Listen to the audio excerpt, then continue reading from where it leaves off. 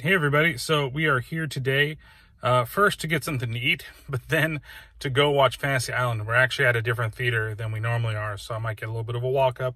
As you see, this is in good old Fremont, California, at what they call the Pacific Commons, where there's a bunch of like food and other crap around here. But from everything I've heard about Fantasy Island, I'm not very excited. But what the hell, we thought we'd still go see it and see what the whole business was about it. And hopefully it'll at least be fodder for a entertaining reaction review, as well as maybe in sometime in the future might be a podcast or something. So we'll get everybody's reactions for everything that we have when we go in, as well as after the film. So we'll see you a little later. All right, so we're out here at Buffalo Wild Wings before the movie. See, he's got a beer. What are you thinking about Fantasy Island? I don't know, everybody keeps shitting on it. They didn't stop us from obviously, torturing ourselves as we do. But, I mean, when I saw that, I already automatically didn't think it was going to be the epic movie of the year, but I was interested in seeing it. So, I mean, keep me entertained. It's obviously not like a horror movie jump scare thing.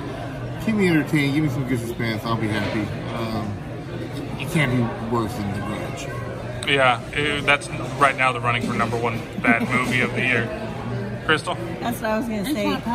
No, I was just going to say, yeah, hopefully it's better than The Grudge.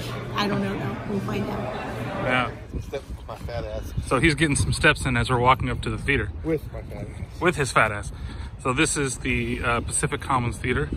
The Pacific Commons area. We did see Batman here. 1989's Batman. I was going to say 89, but then I was like, I don't want to. There's also stuff where there's like a Dick's and Blaze Pizza and some other things like I was saying earlier. Which? Yeah, but walking up, overrated Krispy Kreme. We'll go see lovely Fantasy Island and enjoy. I don't know what to say about the shitty fucking movie. Oh my god.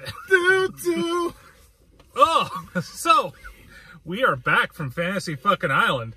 And, go Renegades. Yeah, so that was a long fucking movie.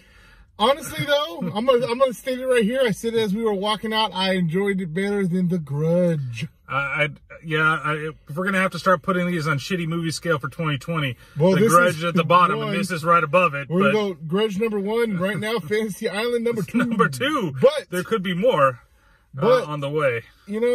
I mean, some saving grace. Well, Michael Pena. Well, say no. I'm saying spoilers because this is a terrible movie, and you're probably not going to see it if you weren't going to see it already. Like, it's going to be, if you have like a $3 movie theater in your area, it'll be there probably next Friday. Because there just won't be the people. Yeah, I mean, it just came out. There's only like 3 showings for this movie. Yeah, we looked all over the place, and one of the theaters that we normally go to doesn't have it.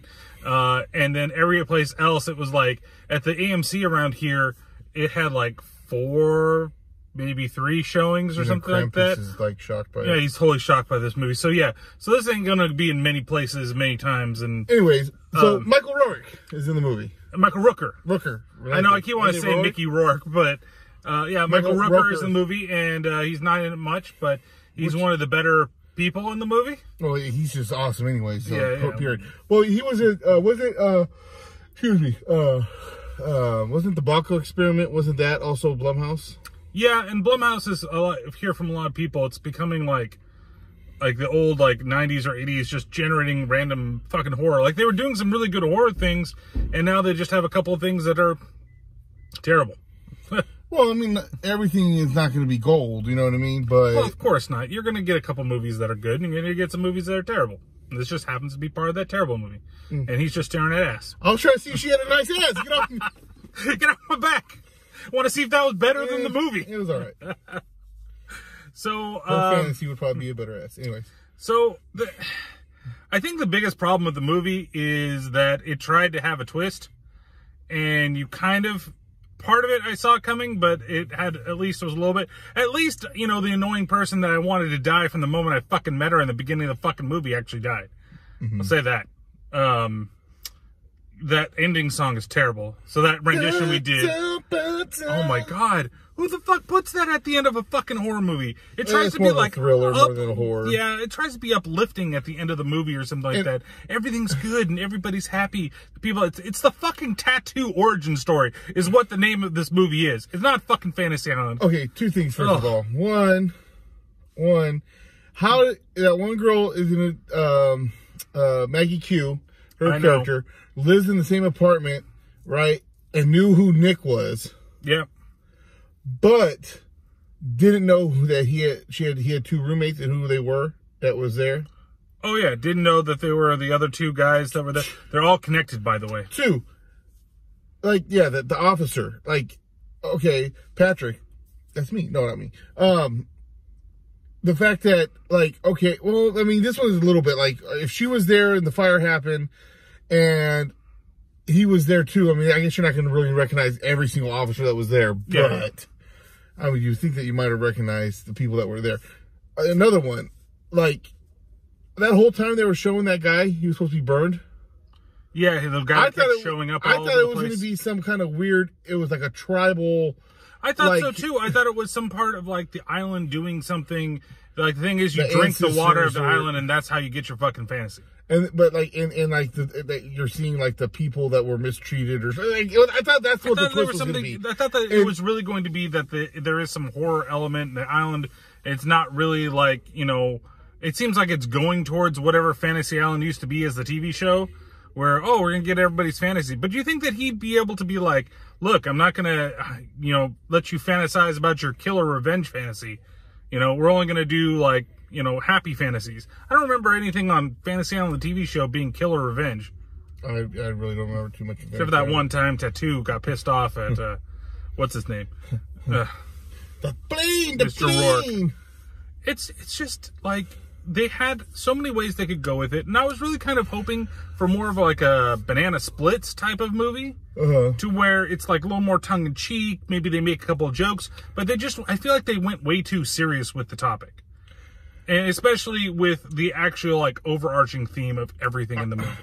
I feel like that they could have shortened up what their fantasies were supposed to be, like in a quick nutshell of, oh man, you're really my father and you're supposed to be dead, or, oh man, this is the life I could have had if I would have said yes, or, I mean, I felt like they outplayed it a little too much. It just took too long. And if they would have shortened that up, it made it a little bit better. And then the whole, like, we're doing spoilers, obviously, right? Yeah. So the whole, like, oh, that's my best friend. Oh, or my best friend. That's my old high school nemesis. Oh my God, this is real. I'm going to save you now. Like, that was outplayed a little, like, it was just too much. Yeah, I mean, I get it. Like, I get it that she wanted everybody punished at the same time. Yeah, and the thing is that... But you had to go through the whole thing of her bullying her, torturing her for a second, and, oh, nobody can have more than one fantasy. Well, then how did she get to do that plus get to have the whole thing with everybody together? Tell me how that happened. Well, how do you have it? That means that her ultimate fantasy was that. Her ultimate fantasy is to show everybody exactly what they wanted and then have it snatched away from them. That's what it was, because she was bullied, she felt like shit, and then... So she also gets to have the torture thing, but then, you know, oh my God, it's real, and then that changes everything? Yeah. But it's fake. Like, that's not right. Like, that's not really what her fucking fantasy was. Like, at all. Her fantasy was basically, like I said, that. Her fantasy was she was a stalker creeper chick, and she fell in love with somebody right away, and he dies, and then she wants to kill everybody because they all had some hand in him not being able to be saved. But, oh yeah, but here's the thing I don't get.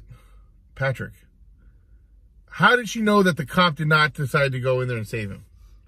That's out of all of them, he's the one that's a plot hole. Because it's the biggest one. Because you think he went out and said, "Man, I had a chance to run in there and save that guy, but I didn't." No, that's something he's probably eating up on himself. And how did she find that out? How would she have found that out? I don't know. That's one of the big things about it. I think really the torture of the friend that had nothing to do with it, even though I get it.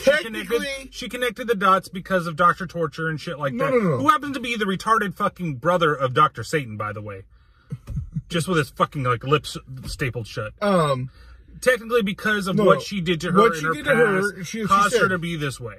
Like she said, she felt like she finally found someone that actually like was interested. Now, granted, it's just the torture of her, like her the quote unquote fantasy that she had that wasn't really her fantasy was to torture her.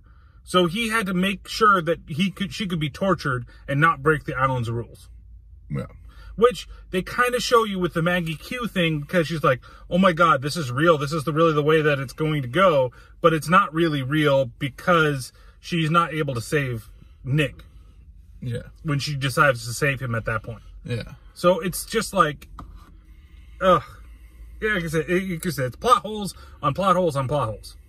And it's just boring. It was fucking boring. It's like The Grudge. The Grudge was even boringer, if that is even a word, than this movie is.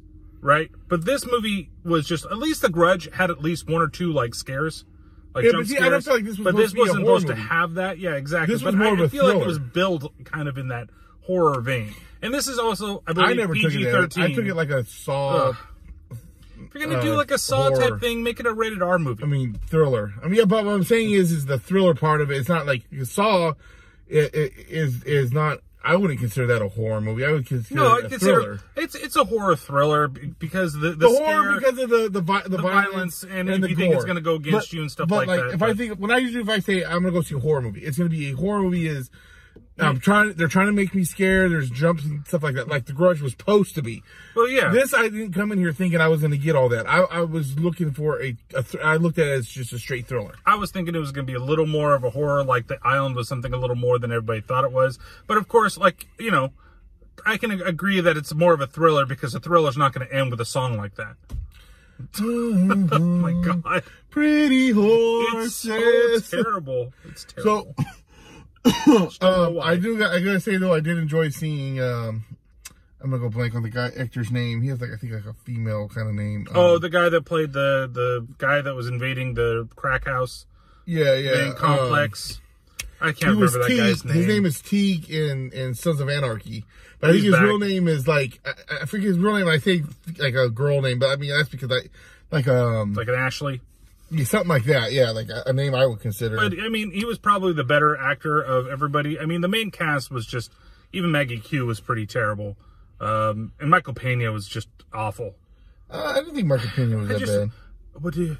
But the island, it will not let me do it. You must live out your fantasy. Oh, I think go with it. Good. Yeah, Kim, his name is Kim. Kim Possible? Oh, no. Shit.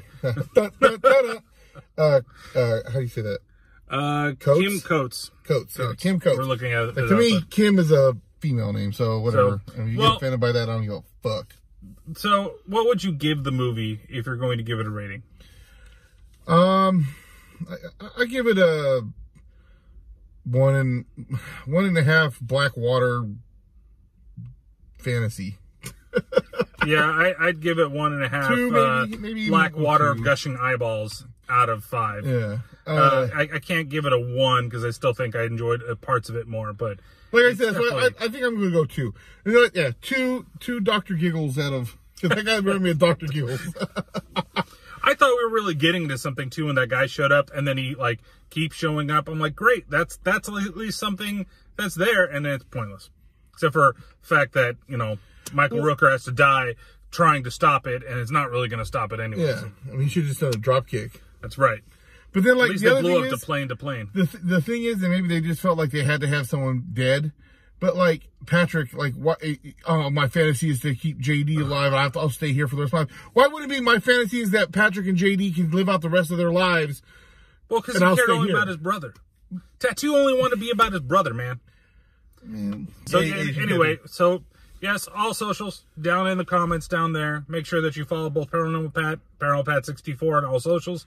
And check out the rest of the podcast and everything that got released recently. So we'll see you next time on hopefully a better movie, or we're going to keep adding to the shit pile that is 2020 major releases. So talk to you later.